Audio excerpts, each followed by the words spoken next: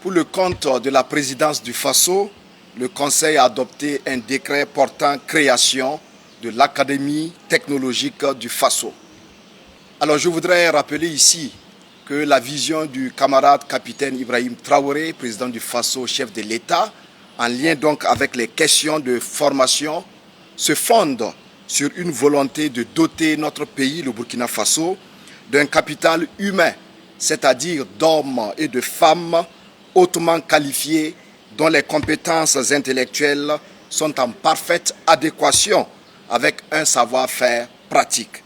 En d'autres termes, au Burkina Faso, nous voulons désormais des citoyens qui savent utiliser leur intelligence et leurs doigts pour concevoir, créer, fabriquer et ainsi accompagner la dynamique d'industrialisation en marche.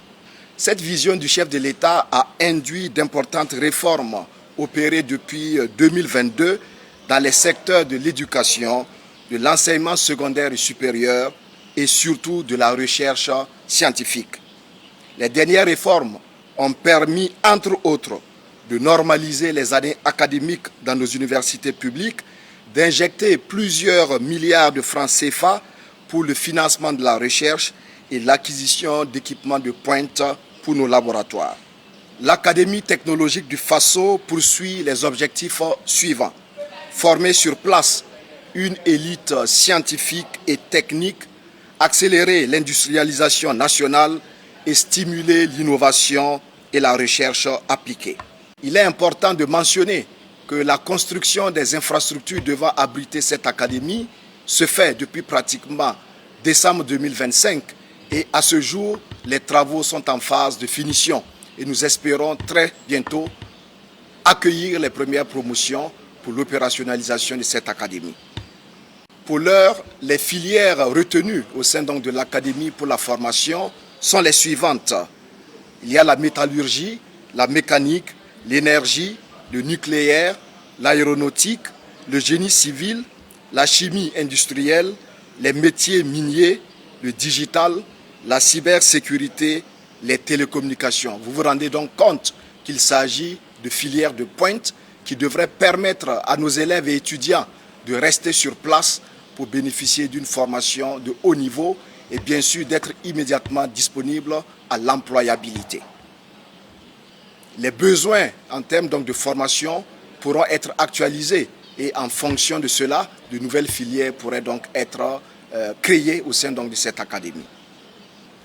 Le caractère hautement stratégique de l'académie justifie son rattachement à la présidence du Faso afin de permettre un pilotage cohérent avec les priorités nationales en matière de développement technologique, d'industrialisation et de souveraineté scientifique.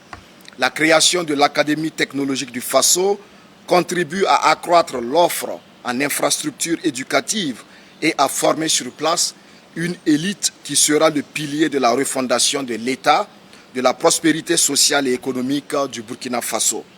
Elle répond à la nécessité de disposer d'un vivier national de compétences capable d'accompagner durablement les politiques publiques et les investissements stratégiques dans les secteurs prioritaires de développement.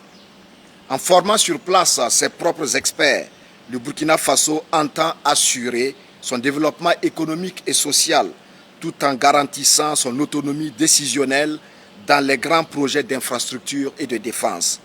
Elle contribue également à répondre à la demande croissante de formation scientifique, technique et technologique conformément aux objectifs de diversification, de professionnalisation et d'excellence poursuivis par le gouvernement. C'est donc l'occasion, une fois de plus, de rassurer l'ensemble des élèves et étudiants que le gouvernement, sous le leadership du camarade capitaine Ibrahim Traoré, créera toutes les conditions pour leur garantir une formation de pointe sur place ici au Burkina Faso.